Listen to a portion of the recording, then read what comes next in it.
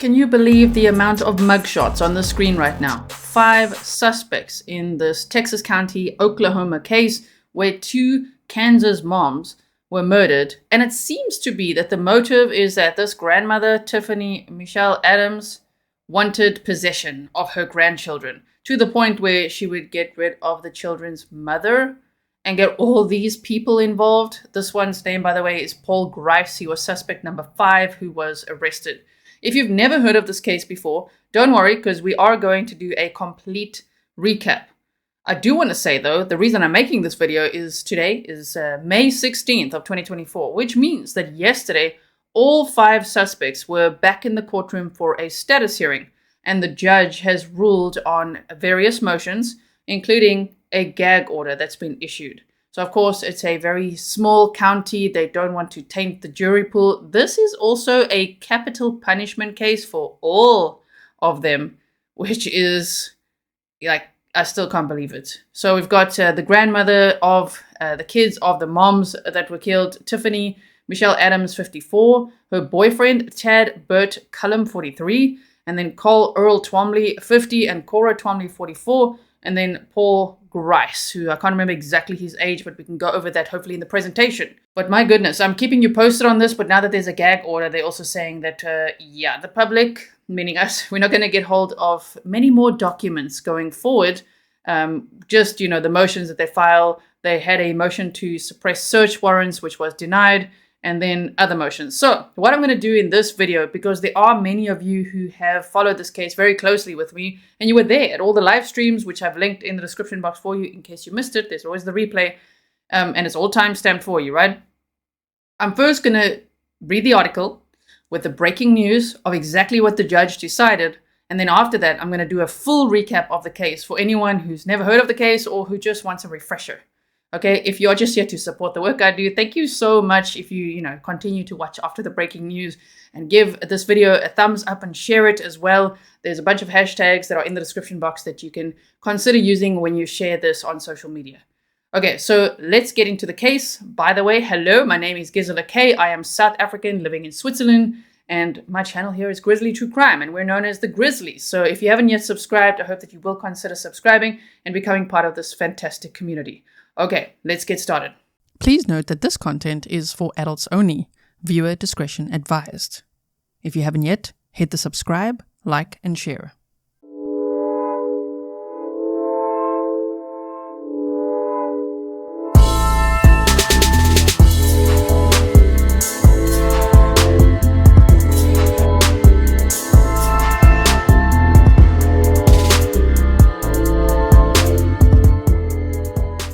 So as I said, first the breaking news. Oklahoma judge rules on 3 motions during a status hearing for Kansas woman's death case. If you're wondering, well, why didn't I stream it? What happened in the hearing? We don't get to see what happens in that courtroom. They don't have cameras in the courtroom in Oklahoma. So therefore, all that we really get is them walking in and out of the courtroom.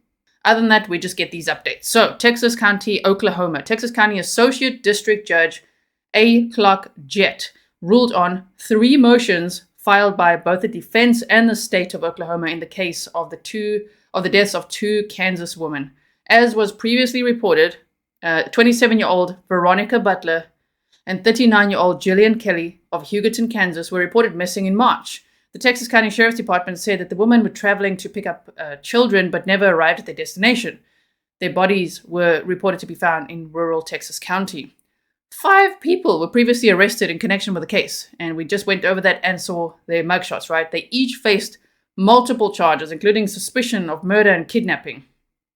The 3 motions filed included 2 by the defense and 1 by George Leach, district attorney for Beaver, Cimarron, Harper, and Texas counties. Judge Jett, isn't that a cool name? Judge Jett. Okay, granted, and double T. Judge Jett granted the state an extension of 6 months of the withholding of the full and complete medical examiner's report.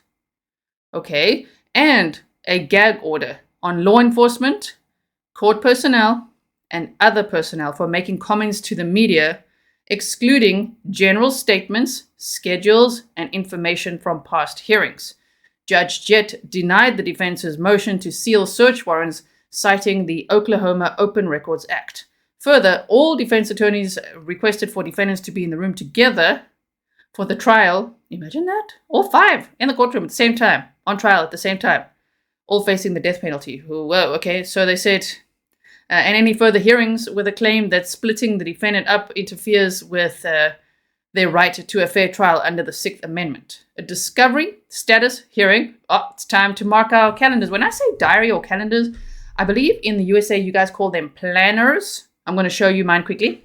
I literally mean like this. I take a pen and I write down, like a boomer, all the dates in here. Okay. One could just save it on your phone or whatever, but this is how I do it. So when I say mark your diaries, I'm talking about this. So June 19th is the next date that they'll be in court, and that'll be a discovery status hearing. Okay. So that's the news there. Now I'm going to do a full recap of the case. And then after that, I'm going to show you the document that at least one of the documents that was filed. There were 3, but of course the one with the search warrants that they wanted suppressed has been denied. So I'm not going to read through that document because that motion was denied. Let's read through the one that was granted, which is all about the gag order. And I will timestamp that for you if you just want to skip to that, if you don't want a recap of the case. But first, a recap. Just a quick thank you before we dive into the case recap. Thank you so much to everyone who buys me coffees. I really appreciate it. You know it keeps me going. I'm a one-woman brand, and I really, really appreciate your support. I need the coffees. Thank you so much. As you can see here, let me just show you some of the latest here. We've got Jean Davis bought 3 bear-sized coffees. Sarcasm for Fun, 15. Oh my goodness. Thank you so much. Wendy, we've got someone, we've got Lude. If we say see more like this, then it shows me top supporters in the last 90 days. Rob McMullen, thank you so much. Suzette Jansen and Sarcasm for Fun. I really, really appreciate it. Okay, now back to the case recap. Veronica Butler was only 27 years old and Jilian Kelly 39 years old. Both moms, both lost their lives, in my opinion, for a senseless reason. This is just, most crimes are absolutely horrendous, but this is just ridiculous what happened here.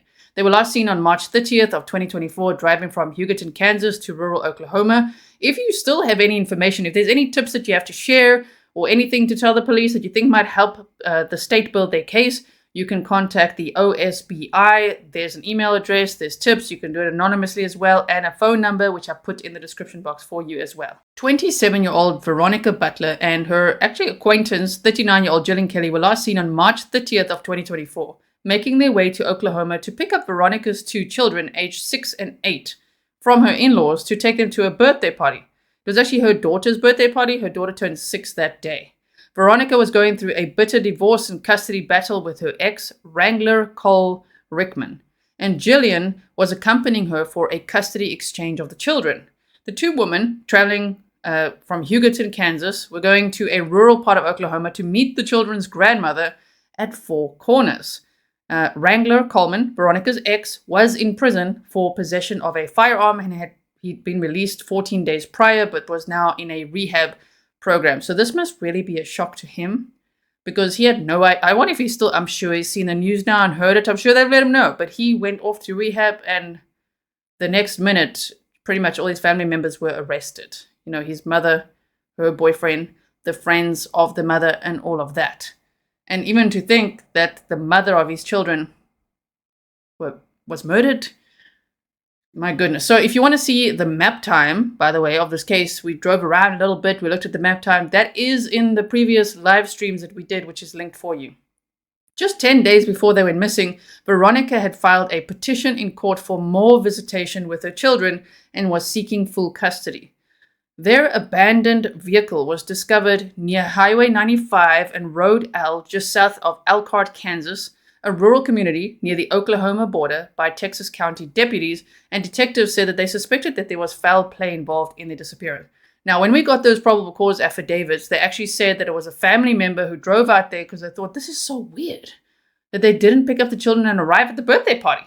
So they got in their car and went to drive to see where are they, and they found their abandoned vehicle and they alerted law enforcement. We have read through those probable cause affidavits, so if you missed that as well, it's also linked for you.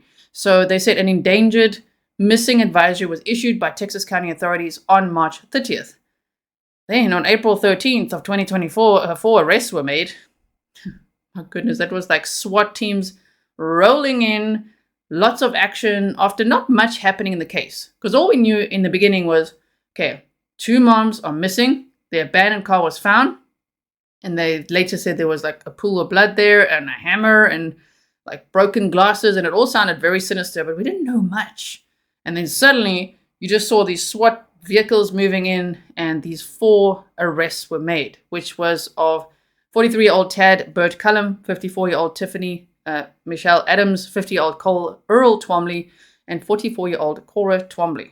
All 4 individuals were booked into the Texas County Jail and charged with 2 counts of first-degree murder, 2 counts of kidnapping, and 1 count of conspiracy to commit murder in the first degree. The women's bodies were found. We're going to look at that in the presentation as well. At the time when I made this, they weren't yet, but they were. Anyone with information regarding the case is asked to contact. There you go. If you've got any tips, you know who to contact. So yes, here's the mugshots again, as you can see. And you saw the 5th one too. That one, Paul Grice, who I'm still wondering exactly how he fits in. Was he just a friend? Why did he get involved in this? He had, children of his own to look after. Anyway, but he was mentioned initially on the probable cause affidavit, and so we weren't that shocked when he was arrested. Now, Veronica Butler, only 27 years old. She graduated from high school in Oklahoma in 2015, very close to where her car was found abandoned on March 30th of 2024. She was part of the class of 2015 and was a class of 1 that year, meaning that she was the only senior graduating. On social media, friends describe her as loving gardening, cooking, baking, and being kind and great with kids. In 2015, she opened a custody case, which was closed a month later. She was in a bitter divorce and custody battle from 2021 with Wrangler Cole Rickman, the father of her 2 children.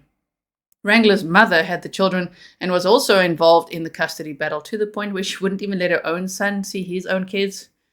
I mean, this is next level clingy with the grandchildren. It's quite bizarre, actually. Really concerning. And now what? Now what, Granny?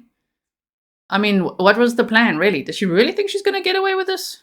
Okay, so to continue, Veronica would see her children on Saturdays, and she took her friend or the acquaintance Jilian Kelly along as a supervisor for scheduled visitation. She was actually on the official list of registered supervisors who would accompany her in these custody exchanges. She was last seen wearing a blue short-sleeve shirt, denim shorts, and Hey Dudes shoes. Veronica was pursuing full custody of her children and had filed a petition to achieve this just 10 days before she disappeared. Wrangler had been in prison for felony possession of a firearm, had been in rehab for 6 months, and had been released just 14 days before Veronica and Jilian went missing. So we did a deep dive looking at him as well and his social media and just thinking, well, where was he? Nowhere near the scene, not involved at all from everything we know, right? So on March 20th of 2024, Veronica filed this petition to grant her more time with her children, stating that her goal was to have full custody of her kids. Which, of course, the granny was like, that's not happening. Veronica and Tiffany were not getting along at all. So that's her mother-in-law, right? During this custody battle. Wrangler entered a court-ordered rehab facility on March 22nd, 5 hours away, where he would be for 30 days. So I think he's out by now. And what a fright he must have gotten. By the way, if this is your first time here at Grizzly True Crime and you're wondering why I do things like this, I find that a lot of us in this community really like visual learning experiences, and we like to read bullet points and read things ourselves. So I have it there so that while I'm talking to you, you could also read along with me with this presentation that I've made for you. So who's Jilian Kelly? Jilian, 39, was the wife of a new minister at Willow Christian Church in Nebraska. He was previously a pastor at Hugoton First Christian Church in Kansas, which is the same area as the church that Veronica attended. She worked as a secretary at Hugoton First Christian Church and ran all of its children's programs. Jilian, the mother of 4 children. Now, 4 children have lost their mother. And if you include Veronica, 6 children lost their mother. She was last seen wearing whitewashed blue jeans, a long-sleeved shirt, and tan or beige shoes. Jilian was described as an acquaintance of Veronica's and was listed as a supervisor or chaperone for Veronica's visits with her children. The Oklahoma State Bureau of Investigation said that they presume that the 2 are friends. Okay, so this one says, in a motion filed in the Cimarron County Court in Oklahoma last November, Tiffany Adams, the children's paternal grandmother, opposed any adjustment in the supervised visitation arrangement that Butler had with the children, noting that the children had been exposed to sexual abuse while under her care. Those are still allegations that are there. They are in court documents. I don't know if it's just allegations coming from this grandmother or if it really happened. But they say the motion alleged that the children's father, Wrangler Cole Rickman, was a drug addict who had no interest in caring for his children. It noted, however, that he trusted his mother more than he trusted Butler to protect the children. The petitioner appears to be capitalizing on the indifference that Mr. Rickman has shown for his children. Mr. Rickman has removed himself from the children's lives. Instead of being a father, he now seeks out the pleasures of drinking alcohol, using drugs, and other degenerate behavior. Wow, the complaint explains. Okay, snarky. When he left the children in his mother's care, not in the petitioner's care. The reason for this is twofold. First, it would have been a violation of the court's order granting Mr. Rickman temporary emergency custody for him to leave the minor children with the petitioner. This is because, and the point cannot be stressed enough, petitioner's brother had been found to have sexually abused the minor children by this court, and the petitioner has been found to have violated the no-contact order prohibiting the minor children from being around the petitioner's abusive sibling, it adds. The second reason is because, obviously, Mr. Rickman trusts Miss Adams with the children more than he trusts the petitioner with the children. So there were a lot of allegations flying around in these court documents, which just as I started covering the case, those documents became sealed. So even though there are copies that had floated around out there, I didn't actually go over those documents because they said that it's now sealed and they want to do that to protect the investigation. Now, on March 30th of 2024, Veronica and Jilian left Hugoton, Kansas to travel 45 minutes to Oklahoma. Police do not believe they made it to the meeting spot to pick up their children. Now we know they didn't from those probable cause affidavits because the Twomleys had parked their car in the middle of the road and stopped them in their tracks. Their car was found abandoned on a dirt road about 3 to 5 miles from the meeting spot, 1,000 feet off Oklahoma State Highway 95. Investigators said that there were signs of foul play, which were recently revealed as pools of blood outside the vehicle. It was presumed at that point that the woman was shot, but you see now that they're also sealing those medical examiner records for 6 months, we won't know for quite some time. I assume, because they're sealing that, exactly how they died. That is still a very scary thought because it sounds like a hole was dug on another friend's property. I think that guy's name is James Beasley, something like that. A hole was dug on this property, and then the woman's bodies were placed in the hole and concrete was poured on top of them and then hay stacked on top. So I know one of the most disturbing questions is, what if they were put in there alive? Because the 5 suspects had bought tasers. So what if they tasered them to incapacitate them, but then drove them there, and we just don't know. It could be really horrifying. So the FBI also joined in on the search for them, and I think they made some good progress because once the FBI was involved, in no time we saw all these SWAT vehicles rolling in. So a convoy of 20 police vehicles, including SWAT trucks, sped to Tiffany's house and other properties, as we read on the probable cause affidavit. 1 person was arrested in Texas County, 3 were arrested in Cimarron County, and then, of course, later, another one was arrested. All 4 have been booked into the Texas County Jail. Now 5 in all were charged with 2 counts of first-degree murder, 2 counts of kidnapping, and 1 count of conspiracy to commit murder in the first degree. So we've got Tiffany Adams, the grandma, Tad Cullum, her boyfriend, Cole Twombly, sovereign leader and butcher, and Cora Twombly, sovereign wife. So, if you didn't yet know, they were sovereign citizens. They called themselves God's misfits. And so the SWAT teams were there because they didn't know, exactly how much resistance they were going to face with this bunch. Now, on April 14th of 2024, 2 bodies were recovered in rural Texas County. And on April 16th of 2024, the bodies were identified as Veronica Butler and Jilian Kelly. And as I say, we don't yet know all the details of what happened to them. On April 24th of 2024, Paul Grice, there we go, 31. I was going to guess 31. I'm like, my memory says 31 or so. Yeah, 31. Much younger than all the others. But he was arrested and also booked into the Texas County Jail and also in court yesterday on May 15th of 2024 on 2 counts of first-degree murder, 2 counts of kidnapping, and 1 count of conspiracy to commit murder in the first degree. The Oklahoma State Bureau of Investigation said in their press release, which is on their Facebook page as well. If you haven't followed it, I'll link it below for you. And as I say, there were a lot more details in the probable cause affidavit. So if you like when I read documents to you, you might actually like those live streams, because we do that quite often. You know, going over all the legal documents, we like to have official information instead of speculating too far and wide. And so if you didn't hear those, you might want to check it out. When his came out, we went over it as well. So as an example of document reading, I did tell you I'd read you this one, which is a motion to prohibit extrajudicial statements. This is now the gag order that has been granted by the judge. It was filed on May 10th of 2024, and we only just heard about it now because the hearing was yesterday. Comes now the defendant, by and through counsel, and this is one for Tiffany Michelle Adams.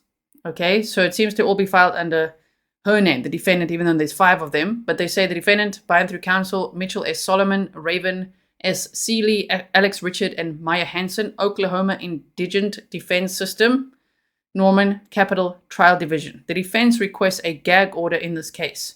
Based on previous conversations with all counsel, the defense asserts that there are no objections to this request. The case has already received extensive local and national coverage.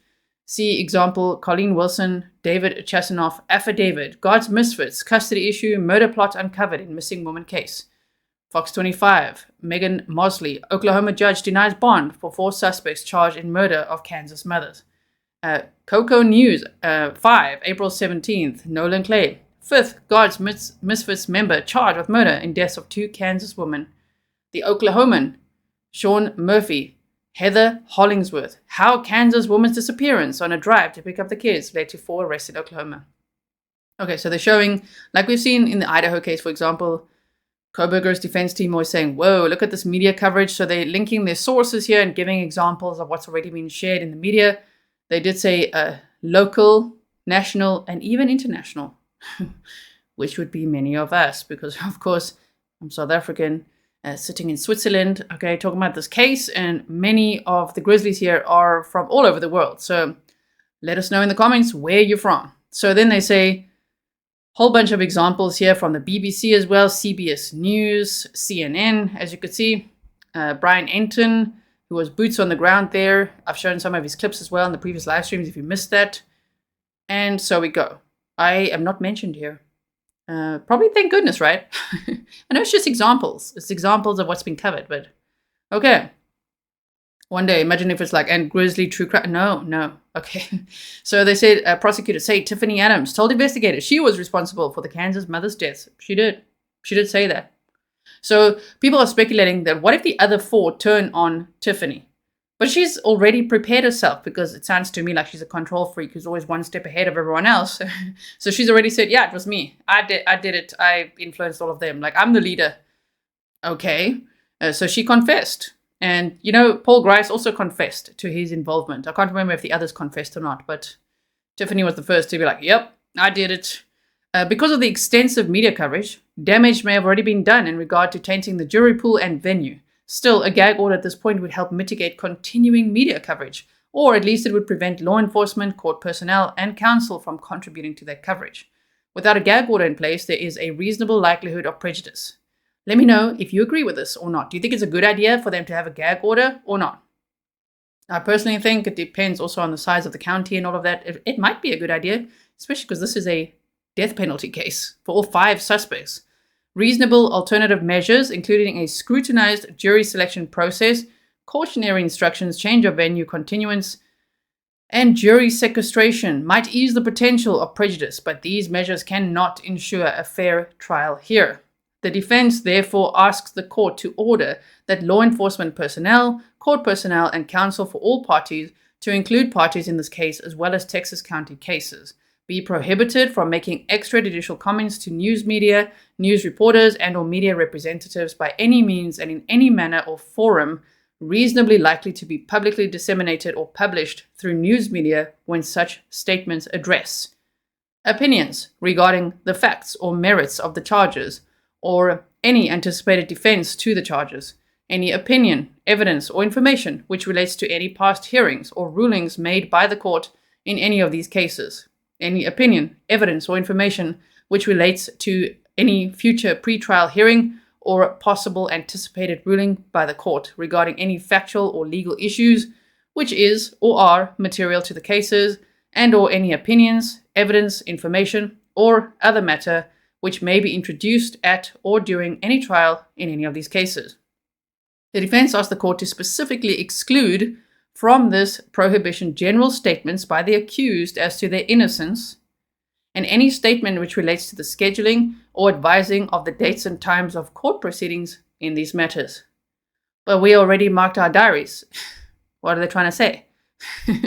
So, okay, they said the defense makes these requests based on Ms. Adams' rights to due process and a fair trial, including trial before a fair and impartial jury under the 5th, 6th, and 14th Amendments of the United States Constitution and corresponding provisions of the Oklahoma Constitution. So we've got that, and the other one that they filed was a motion to preserve evidence, which I think this one was also granted. There were 2 granted, 1 denied. The motion to suppress search warrants was denied.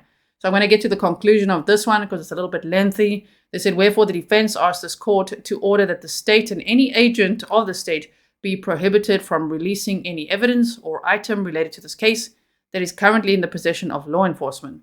The defense further asked the court to order that all such evidence and items be preserved in a manner that will allow defense counsel, defense investigators, and defense experts to examine them in the same or substantially the same condition in which state agents initially identified and or collected them.